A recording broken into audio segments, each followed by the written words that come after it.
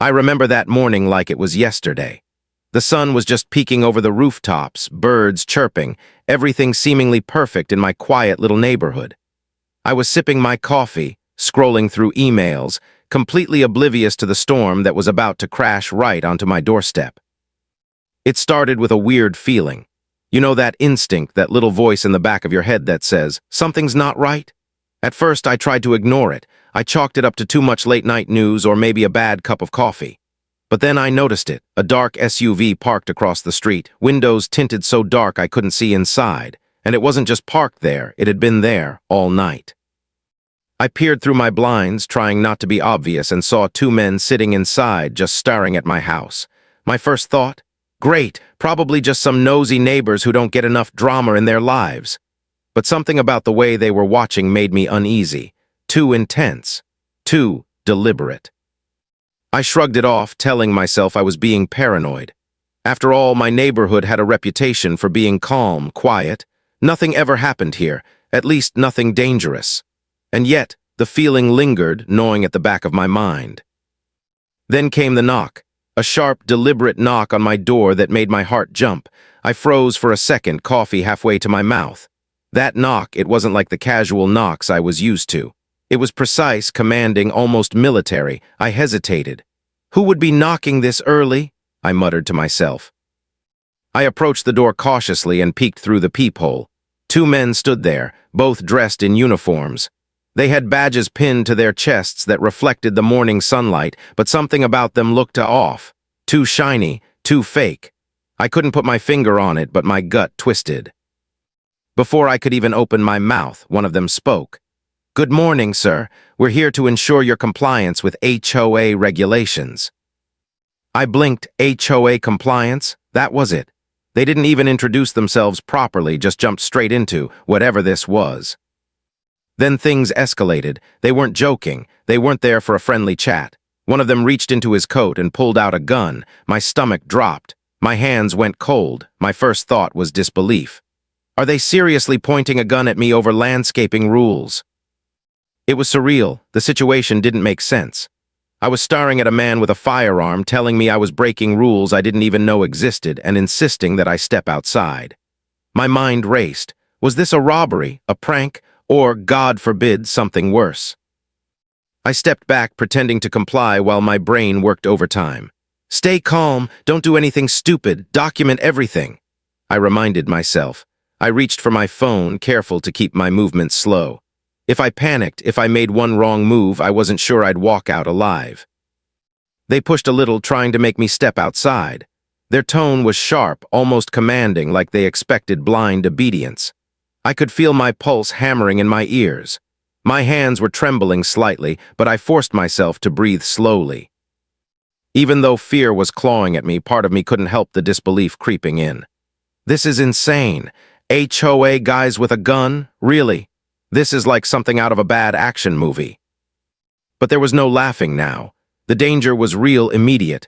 I had to think fast, act carefully, and stay alive. One wrong step and this morning coffee could have been my last peaceful sip. And that's when I realized I wasn't dealing with ordinary people enforcing neighborhood rules. No, this was something far more dangerous, far more twisted. And whatever their plan was, I was about to become the target. I backed away slightly, keeping my phone hidden in my hand, my mind racing through every possible outcome. I needed a plan. I needed leverage. And most importantly, I needed a way to turn this nightmare around. Because at that moment, staring down the barrel of a gun from a HOA cop, I knew one thing for certain. This was just the beginning. And by the time they left, or thought they had control, I would have a secret of my own that they'd never see coming. I still remember the second they stepped closer. There was a cold precision in their movements, like actors in some twisted HOA-themed play, but this wasn't theater. One of them adjusted his badge, glinting in the morning sun, and my stomach sank. Something about it screamed fake. The badge looked cheap, almost like it had been bought online for a costume party. But the gun, that was terrifyingly real. "Sir, step outside," the taller one barked, his voice sharp. "You're in violation of HOA rules." I froze, my mind raced through every possible violation I might have committed. Did I leave my trash can out too long? Was my lawn not trimmed to their impossible standards? Maybe they were upset about the gnome collection I'd painstakingly curated. None of it mattered anymore, because there was a gun in play. I took a slow breath, careful to stay calm, because panicking would be the absolute worst move. I started talking, my voice steady but cautious. I'm happy to discuss any HOA issue, but maybe you can explain who you are and what authority you have. The taller one sneered. Authority, you'll see, step outside now. I could feel the adrenaline surging through me. My hands were shaking slightly, but I gripped my phone in my pocket, ready to record. Every instinct in my body screamed danger, but I had to play it cool. One wrong move and things could escalate fast. While trying to keep my composure, I noticed tiny details that made my heart race.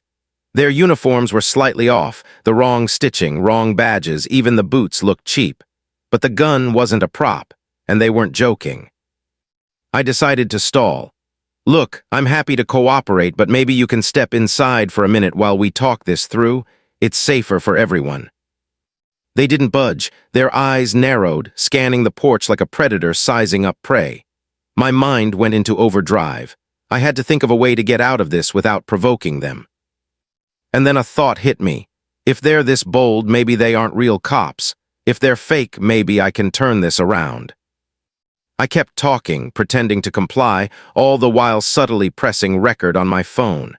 Every word they said, every movement they made was being documented. I had no idea if it would be enough later, but it was a start. The shorter one started packing slightly, muttering under his breath about rules and fines. They were nervous, I realized, more than they wanted to show. That gave me a sliver of hope. If they were pretending to be something they weren't, maybe they'd slip up. I needed to stay calm to read them, to bait them into making a mistake. My brain was firing on all cylinders. Stay calm, don't make sudden moves, record everything, look for proof. You can do this. They stepped closer, the gun still trained on me. I felt a rush of fear that made my chest tighten. But beneath it, a strange clarity settled in. I knew I had to be smarter than them, faster than them, because the second I lost control of my fear, they'd have it. I kept asking questions, slow and deliberate, keeping my voice calm. Sir, can I see some ID, badge number, any paperwork you have? They froze for a split second. And in that pause, I caught it, the hesitation, the slight twitch, the almost imperceptible glance between them. They weren't real cops. I could feel it in my bones. I decided to push just a little further. You're making me nervous. I don't want anyone to get hurt, but I will defend myself if I have to. The taller one's eyes flickered, and I saw a flicker of doubt. I could tell they hadn't expected resistance, hadn't anticipated that someone would see through their act. And just like that, the balance of power began to shift, ever so slightly but noticeably. I didn't know it yet, but this was the moment that would define everything that came next. Because while they thought they were intimidating me, I was already planning my counterattack. And when the authorities got involved, they wouldn't see it coming. As I stood there, heart pounding, phone recording, staring down the barrel of a gun from HOA Cops, I realized something chilling. This wasn't just a prank. This wasn't just a threat. This was the start of a battle that would turn my quiet neighborhood into a battlefield, and I was ready to fight. And the moment they finally left, or thought they had control, I would have a secret of my own. A secret that would change everything. I don't think anyone really knows how they'll react when a gun is pointed at them until it happens. People imagine they'll scream, run, fight back, do something heroic. But in reality, everything slows down. Your heartbeat becomes the loudest sound in the world, and suddenly you're hyper-aware of every tiny detail. The twitch of the man's finger on the trigger, the shaky breath he's pretending not to take, the way the sunlight hits the metal of the barrel. That was me, frozen, but thinking faster than I ever had in my life. I forced myself to hold eye contact with the taller one, the one clutching the gun just a little too tightly. Real cops don't hold guns like that. Real cops don't shake, and real cops don't threaten people over HOA violations. I swallowed hard, steadying my voice. Look, can we talk about what this is really about? You don't have to point that thing at me. I'm cooperating. I wasn't cooperating. I was analyzing everything, every word, every movement, every second, because the more they talked, the more I learned. The shorter one stepped beside him, his voice trembling with forced authority. "You've ignored warnings. You think the HOA rules don't apply to you? Today that ends." Warnings? I hadn't gotten a single one. Not even the usual petty note about my trash can being 6 inches out of alignment. Something was seriously off. My brain locked onto one thing: keep them talking. The longer they talked, the more mistakes they would make and the more evidence I would have. So I kept my voice steady. "I'm not refusing anything, but can you explain what violation I supposedly committed?" The taller one hesitated. I caught that hesitation instantly. He didn't have an answer. They hadn't planned this part. They thought scaring me would be enough. He finally snapped, "You know what you did." Whenever someone says that, and they don't specify the crime, you know they're bluffing. I leaned slightly against the doorframe, keeping my body language calm even though my pulse was hammering. My phone in my pocket was still recording. Every second counted. "Okay," I said slowly. Be clear, you're saying you're officers." The shorter one barked, "We're enforcement, HOA enforcement officers."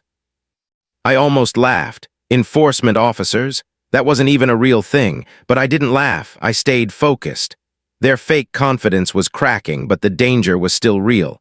A fake cop with a real gun is more reckless than a real cop with rules.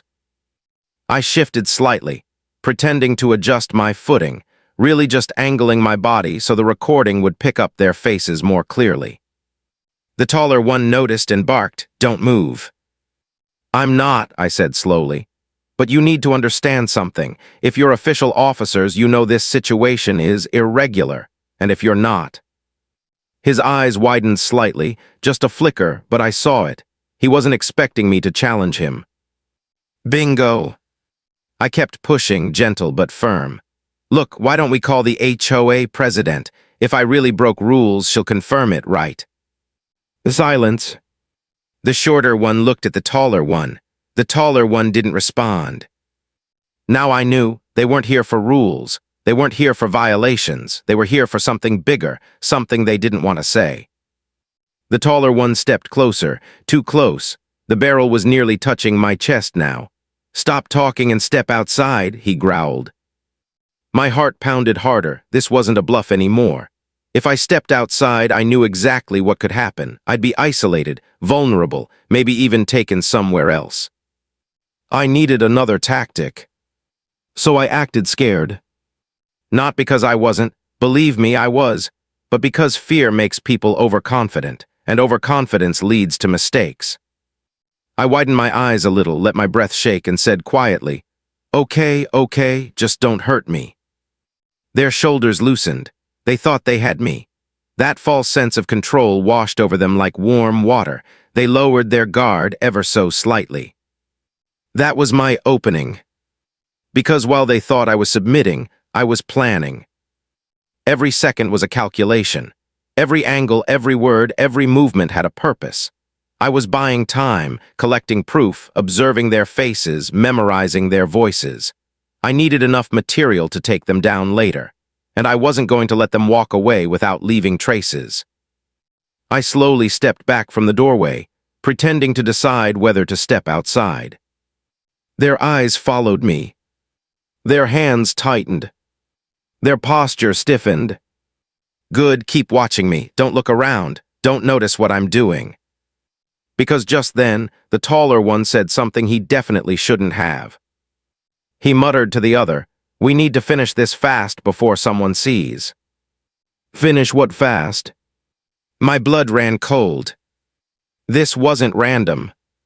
This wasn't routine. They came here with a plan. A dangerous one.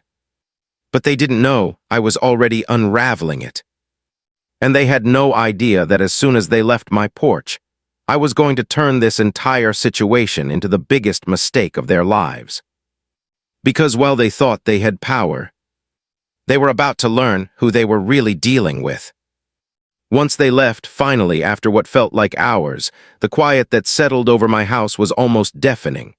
My heart was still pounding and my hands were shaking, but there was no time to relax. I knew I had to act fast. These weren't ordinary people. They were dangerous, and I had to make sure they couldn't pull something like this again. The first thing I did was check the footage on my phone. Every angle, every detail, every word had been recorded. Their faces, the cheap badges, the gun, everything was documented. I felt a strange mix of relief and adrenaline. Relief that I had captured proof, adrenaline because I realized the scope of what I had just experienced. But it wasn't enough to just have a video. I needed more. I needed information they couldn't hide. I needed evidence that would hold up if this went to federal authorities. I couldn't just rely on intuition. I had to be precise. I started with their car. I had gotten a partial plate number through the window before they left. I ran outside carefully, scanning the street and making mental notes of the vehicle. It was a dark SUV, nondescript, but not enough to blend in completely. I snapped photos from a safe distance, making sure not to be seen. Every photo was another piece of the puzzle.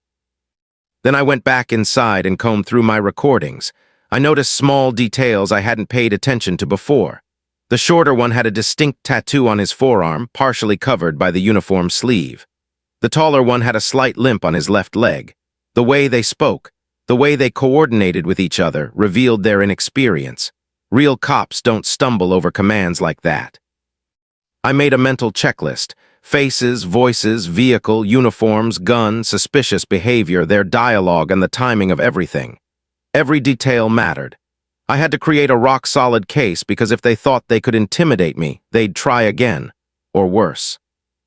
Then I turned my attention to the HOA. I pulled up old newsletters, violation notices, even emails they had sent in the past. Nothing referenced enforcement officers with guns. Nothing suggested they had authority beyond writing letters and charging fines.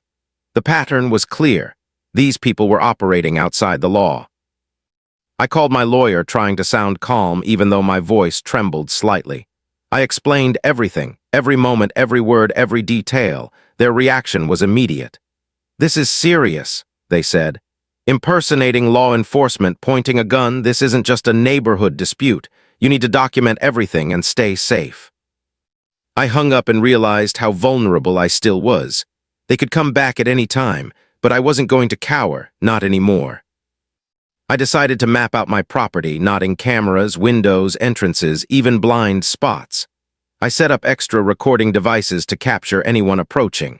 If they came back, I wanted a complete record, visual, audio, everything. This was no longer about HOA rules. This was about my safety and making sure the law caught up with them. Hours passed as I sifted through the evidence. Each clip, each photo, each observation added another layer to the story I was building. I started writing everything down, what they said, what they did, the exact time, every detail that could later be used to prove my case. It was meticulous work, but it had to be done. By evening, I had a complete dossier. The thought hit me. These people weren't just rogue, they were reckless. They had no idea I was already steps ahead. The gun, the intimidation, the fake badges, it was all proof. And soon, authorities would see it too. I paced my living room thinking about the next step. I couldn't confront them directly. That would be stupid. But I could involve the proper channels, and that's exactly what I planned to do. Federal authorities don't take kindly to people impersonating law enforcement. I had my proof. I had my story. And now I had a plan to turn the tables. That night I went to bed, but sleep didn't come easy. Every creak outside, every rustle of leaves made me jump. My mind replayed every moment of the confrontation. I couldn't shake the image of the gun, the fear in their eyes, and the way they underestimated me. But amidst the fear, there was also a growing confidence. They thought they could scare me. They thought they had control. They couldn't have been more wrong. Because by the next morning, I would start putting everything into motion. And when the authorities got involved, I knew the tables would turn completely. This wasn't over, not by a long shot, not for them, and certainly not for me. The next morning, I knew I had to act. The fake HOA cops weren't just a threat, they were a ticking time bomb. Every second I waited, they could have been planning their next move. I needed professionals who actually understood the law, who could make sure these people faced consequences for what they'd done. I picked up the phone and called my lawyer. Their voice on the other end was calm but serious. the kind of calm that only comes from dealing with situations far more dangerous than my HOA nightmares.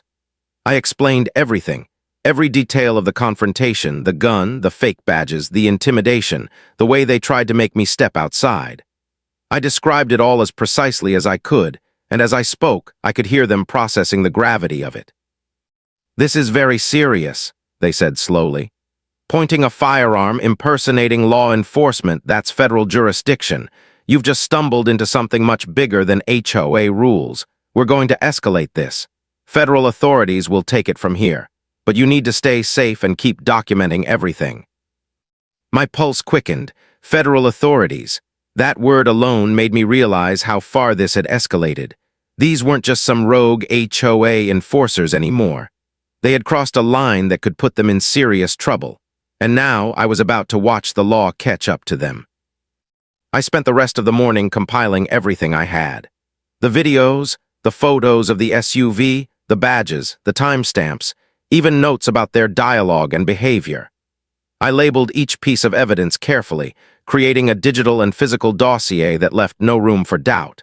Every small detail could be the difference between them walking free and facing real consequences. By early afternoon, I had everything ready. I sent it to my lawyer with a note explaining the timeline, my concerns, and the potential dangers if these people returned. Then I waited. And I waited some more. I could feel the tension building with every passing hour. Every sound outside my house made me tense, birds landing on the roof, a car driving slowly down the street, the rustle of leaves in the wind. I was hyper-aware of everything, but I didn't panic. I had to stay calm because the moment I lost my composure could ruin everything. Finally, the call came. My lawyer's voice was steady, almost triumphant. "They're looking at federal charges," they said. "We've got enough evidence to involve the proper authorities. They'll be investigating impersonation of law enforcement, threats with a firearm, everything you've documented." I exhaled a long breath I didn't even realize I was holding.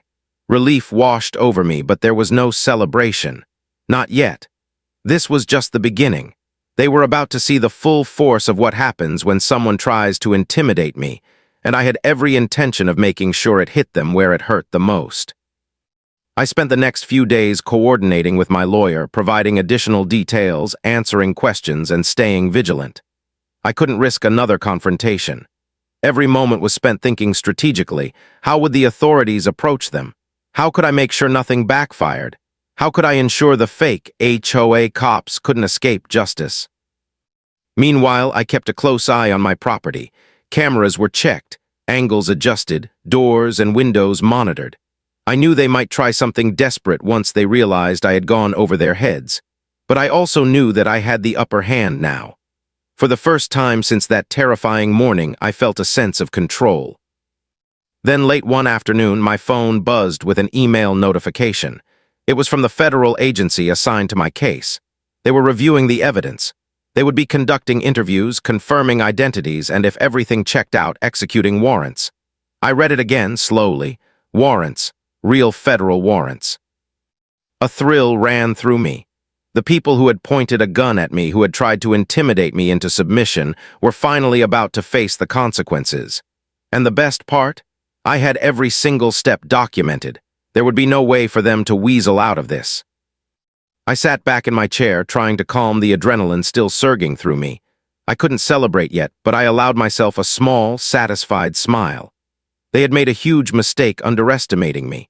They thought they were in control. They didn't know that by the end of this, their names would be on federal papers, their freedom at risk, and I would be standing safely behind the law, unshaken. Because this wasn't just about HOA rules anymore. This was about justice, about taking back control when someone tried to take everything from you through fear and intimidation. And as I looked out the window, imagining the shock on their faces when the authorities arrived, I knew one thing with absolute certainty. They had no idea what was coming. And I wasn't done yet, not by a long shot. The following days felt like a slow-motion nightmare. Every sound outside my house made me tense, every shadow seemed to stretch closer, every car passing by made my pulse spike. But unlike before, this fear had a purpose. It was fuel. I knew they were out there, and I knew the federal authorities were on their way. Every second was a countdown, and I was ready. Then it happened. A knock on my door, but not the fake, intimidating kind I'd gotten before. This knock was official. Calm, deliberate, professional. I opened the door to find two men in plain clothes, badges discreetly displayed, looking at me with seriousness and reassurance all at once. "Mister, your name?" one asked. "We're from the federal agency handling your report. May we come in?" I swallowed hard. "Yes, please." As they stepped inside, my mind raced. I documented everything, recorded every second, saved every photo. But seeing them here in my living room made it suddenly real. These were the people with the authority to turn the tables completely. They sat down, opened a laptop, and began reviewing my evidence. I watched as they paused, zoomed in on faces, studied badges, analyzed footage of the SUV. I could tell immediately they were impressed, and not in the casual way a neighbor might say, "Wow, that's a good photo." No, this was serious scrutiny. Every detail I had painstakingly recorded was being verified. I explained everything from start to finish. How the fake HOA cops showed up, how the gun was pointed at me, how I stayed calm, documented every moment, and carefully collected evidence after they left. I didn't leave anything out. Every detail mattered. The agents asked questions, specific questions, sharp questions, questions that made me think on my feet. And I answered each one, reliving the terror but staying composed. Because this was no longer about fear. This was about power. I had the proof, and they were about to see the consequences. As I spoke, I noticed subtle changes in their expressions, raised eyebrows, the occasional nod, the faintest flicker of surprise. They weren't shocked by the fact it happened. They were shocked that I had the foresight and presence of mind to document it so thoroughly. "Most people panic," one agent said quietly. "Most people don't do what you did. You've made this much easier for us." I didn't answer. I just felt a small surge of pride. All those tense moments, all the fear, all the calculations, they had led to this. They had no idea how close they had come to messing with the wrong person. The agents left their office equipment running as they walked around the property. Cameras, blind spots, potential escape routes. They examined everything. Every time they glanced at the surrounding area, I felt the tension climb. This wasn't just procedural. They were strategizing, preparing for the moment when the fake HOA enforcers would finally face the consequences of their actions. Later, as I watched them leave, one agent turned back to me. "We'll be in touch. These people will not be able to continue their little game for long. Once we move forward, they'll understand exactly what happens when you impersonate law enforcement and threaten a civilian." I nodded, swallowing the lump in my throat. Relief was starting to creep in, but I didn't let myself relax, not yet. The tension was far from over. This wasn't just a waiting game, it was a countdown until the day they realized the walls were closing in. That evening, I reviewed my footage one more time, making sure nothing had been overlooked. Every angle, every snippet of audio, every detail of the SUV, the uniforms, the badges. It was all perfect. I had built an airtight case without realizing it at the time. And I realized something else. The fear I'd felt that morning had shifted. It had become something different, anticipation. A thrilling kind of anticipation. Because now I knew the truth. Those fake HOA cops had no idea what was coming. They had no clue the federal authorities were already gathering evidence, preparing for the moment when their fantasy of power would come crashing down. I went to bed that night with a strange mix of exhaustion and focus. Every creak in the house, every sound outside, reminded me that the situation wasn't over. But I was ready. I had control in a way I hadn't before. The next chapter in this story was coming. Fast. And when it hit, it would leave no room for excuses, no chance for escape, and certainly no illusions of power for the people who had tried to scare me. Because this time, the game was no longer theirs. I woke that morning with a strange mix of anxiety and anticipation. Today was the day everything would come to a head. The federal agents were in motion, and the fake HOA enforcers, the men who had pointed a gun at me, were about to face the consequences of underestimating me. I stayed inside, watching the street carefully. Every movement outside seemed magnified. Every passing car made me tense. I felt like a general waiting for the final phase of a meticulously planned operation, and in a way, that's exactly what it was. Around mid-morning, I saw them. The SUV, the same one that had haunted my driveway, slowly cruising down the street. My pulse jumped. My stomach tightened. The taller man was behind the wheel, the shorter one in the passenger seat, completely unaware of what was coming. I stepped back, keeping my phone hidden, recording everything. This was it, the moment I had been waiting for. The moment the law would catch up with them and their smug sense of control would crumble. Minutes later, I saw the unmarked federal vehicles. Agents in plain clothes stepped out, badges discreetly displayed, moving with precision. I could see the panic start to set in among the fake HOA cops. They had no idea this was happening. The taller one's eyes widened as he looked around. He started to back the SUV into a driveway, but it was too late. The agents surrounded the vehicle, moving quickly and decisively. I could hear commands shouted, "Step out of the car, hands where we can see them." The shorter one froze, panic overtaking his earlier bravado. The taller one tried to stall, stammering excuses, pleading confusion, but the federal agents were relentless. Their training, their authority, their presence, everything about them was overwhelming. The balance of power had shifted completely. I watched from my porch, heart pounding, as the taller one slowly got out of the car, hands raised. His fake badge glinted in the sun, a pathetic attempt at authority now completely meaningless. The shorter one followed, shuffling his feet, voice cracking as he muttered, "This isn't real, you can't do this." The agents didn't respond. They didn't need to. Every move was controlled, precise, and final. Within seconds, the men were cuffed and read their rights. I could hardly believe it. The same men who had threatened my life, who had come to intimidate me with a gun, were now completely powerless. And then the best part, watching the panic on their faces as the reality sank in. The taller one's jaw dropped. He tried to argue, to negotiate, to twist the narrative, but nothing worked. The law was on my side, and there was no escape. I couldn't help but feel a surge of satisfaction, a strange, triumphant glee. All the fear, all the planning, all the careful documentation. It had worked. They had underestimated me, underestimated the law, underestimated what it meant to stand your ground and fight back. One of the agents came over and quietly confirmed what I had suspected.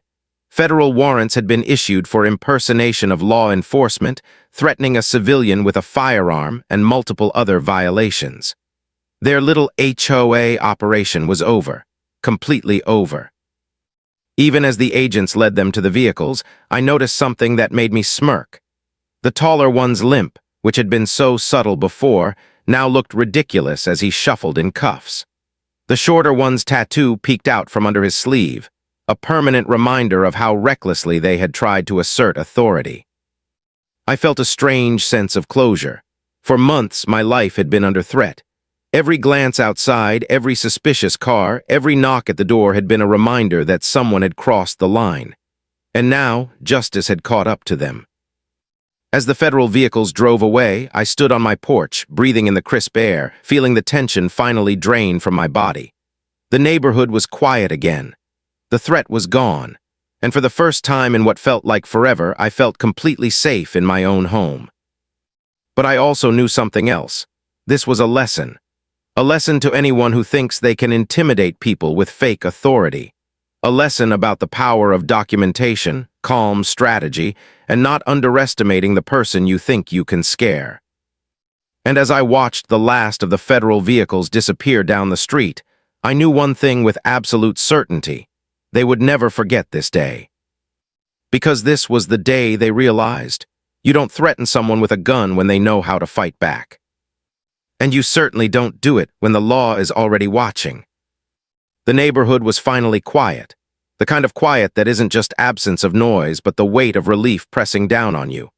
I could hear birds singing again, leaves rustling gently in the breeze, and the distant hum of cars, not the tense, threatening hum that had haunted my mornings for weeks. The fake HOA cops were gone, and the federal agents had made sure they wouldn't be coming back anytime soon. I walked through my house slowly, noticing every detail I hadn't appreciated in weeks, the squeak of the floorboards, the way sunlight hit the living room, the smell of fresh coffee in the kitchen. It was almost surreal. A few days ago, these walls had felt like a trap. Now they felt like mine again. Safe, secure. Even so, the memory of that first morning, two men in fake uniforms, a gun pointed at me, the fear twisting my gut, didn't fade. I replayed it in my mind, not to relive the terror, but to understand how close I had come to losing control. And that's when it hit me. I hadn't just survived. I had turned the tables. I had turned fear into action, intimidation into proof, chaos into strategy. And the law had backed me every step of the way. The HOA, which had seemed untouchable in its little world of fines and petty regulations, had learned something too. There are limits. There are lines you don't cross, and pointing a gun at a homeowner, especially when you're pretending to be law enforcement, isn't just illegal. It's a federal crime. I received the follow-up call from my lawyer later that week. The charges were being filed: impersonation of law enforcement, illegal threats with a firearm, and multiple other violations. The two men were officially in federal custody. And as I listened, a sense of vindication washed over me. Justice wasn't just served, it was undeniable. But the story didn't end with the arrests. People in the neighborhood started whispering. Emails flew through HOA mailing lists. Rumors spread. Neighbors who had once treated the HOA as untouchable began to see cracks in their armor. For the first time, there was accountability. For the first time, fear no longer ruled the streets. Even my own peace of mind grew stronger. I still kept an eye on my surroundings. Old habits die hard, but I knew I had the upper hand now. No one would come to my doorstep with a gun without consequences. No one would intimidate me or try to play power games under the guise of HOA authority. I looked at my security footage one last time. The evidence, the recordings, the photos, it wasn't just proof for the authorities anymore. It was a reminder of how far I had come, how carefully I had navigated fear, and how courage sometimes means thinking faster than the threat in front of you. Humor crept back in as I imagined the two men, sitting in federal custody, realizing how badly they had miscalculated. The fake uniforms, the cheap badges, the threats, they were nothing compared to the methodical approach of someone who refused to be intimidated. I could almost see them reading the handbook for how not to commit federal crimes. Even the HOA president, the person who had orchestrated this little nightmare, received a wake-up call. Letters and complaints she had once thrown around with impunity now carried a warning. Overreach has consequences. Overreach can land you in federal court. And for anyone else considering similar tactics, my story became an unspoken cautionary tale. Sitting on my porch that evening, watching the sun dip below the rooftops, I reflected on the ordeal. It had been terrifying, it had been exhausting, but it had also been a lesson in strategy, patience, and resilience. Sometimes fear is inevitable, but letting it control you is optional. I had chosen to act, to plan, to document, to survive, and in the end, to win. And the most important thing, I had reclaimed my home, my peace, my sense of control. No one would ever point a gun at me over HOA rules again. Not now, not ever. As darkness fell, I leaned back in my chair, exhaling a long, satisfying breath. My neighborhood was quiet, my home was safe, and justice had been served. But just for a moment, I allowed myself a smirk, thinking about all the people who had once thought they could intimidate me. Let this be a lesson. Never threaten someone who knows how to fight back, and never underestimate the law.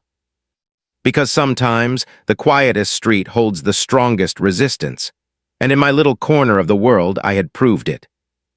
You've heard this confession, now wait until you hear the next one. The truth that shatters everything you thought you knew.